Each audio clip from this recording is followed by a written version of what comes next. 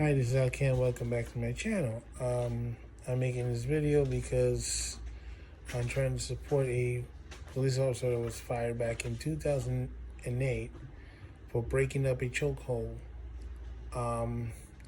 The female officer is Carrie Horn. She's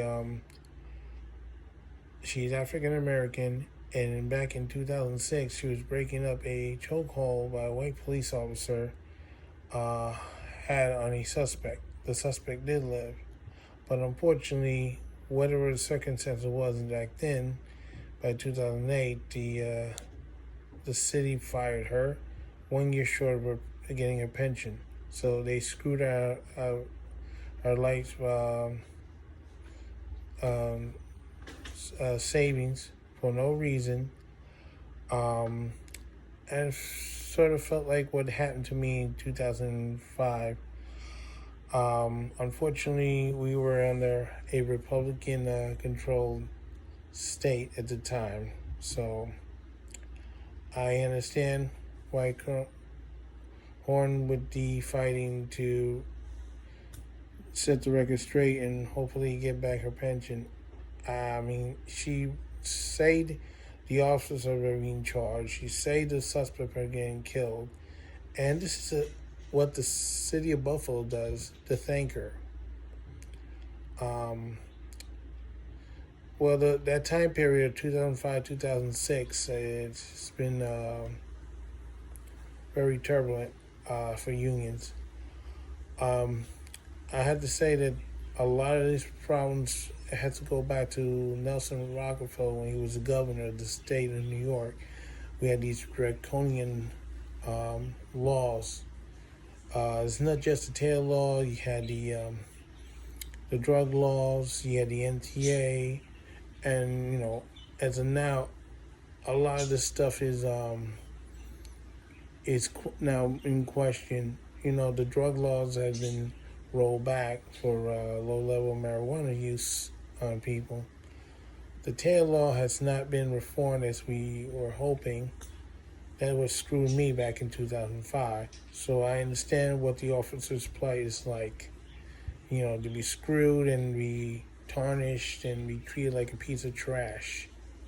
So now with the situation with George Floyd, the city council of Buffalo is asking the city attorney general to look into this situation, see if they could reinstate her pension. If I was the mayor of Buffalo, I would reinstate it right away. If not, I don't know what the problem is. Well, Buffalo's also had its problems during these protest situation. You may recall you had an incident where a 75-year-old man was knocked down and he was injured, and those two officers were charged. And as a result, the whole unit that these officers worked with resigned under protest, which, by the way, is that kind of action is a violation of the tail law. And there's a funny thing. When I asked Governor Cuomo in a tweet about that, I got silenced. Well, it seems that it's okay if you're a police officer to violate the tail law and you're white. But it's another thing if you're African American, violate the tail law as a subway employee, bus employee. They treat you like garbage. They will send your leadership to jail, which they did with Roger Toussaint. And despite the fact that the strike was ruled legal by the ILO, International Labor Organization of the United Nations, the state of New York, the city of New York, the MTA, and the New York City Transit has not made any attempts to apologize, made no attempts to pay restitution, nor had the governor had made any attempt to pardon the employees or the union or Roger Toussaint. That's going to have to be another subject, because to me, I think the tail law is racist because it's one set of rules for white whites like police, fire, sanitation, which most is white, and they do any violation, they rarely get hit with a tail law. But yet, an African American union, regardless who the president is, does get hit with the tail law. And this is the circumstances Miss Horn is facing. Excuse me for calling her. These draconian laws doesn't help her. Basically, because whoever was the mayor at the time probably was a Republican who was, pro law and order and stuff. Didn't like the fact that she intervened. They said that she put everybody's life in danger. No, if the situation is he's already under control, all you do is cuff him as quick as you can. That would be the end of it. As a Georgia police instructor was said in a recent situation with the Brooks case, if you're longer than that, you're in a world of trouble. But that's the situation I have faced. I've been blacklisted. I've been treated like garbage. So yes, I know what Ms. Horn is going through right now. And I feel it's not right that 1 year away from her pension and the city does this to her. I think she should get her money back. She should be made whole. That she should be compensated not only for restating her pension, that she should get additional monies from the city of Buffalo and the state of New York for what they had done. A huge apology and a pardon and whatever else to make the situation right. Because they had not done it with the transit workers in 1980 and 2005. And 2005 was the fact that the United Nations ruled in our favor. Maybe the ILO should get involved here too in her situation.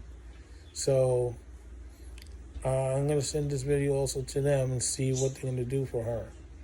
But I think the City Council of Buffalo is doing the right step by doing this. And if the mayor doesn't agree, whatever reason don't agree with this, that's not our problem. Doing the right thing here it is.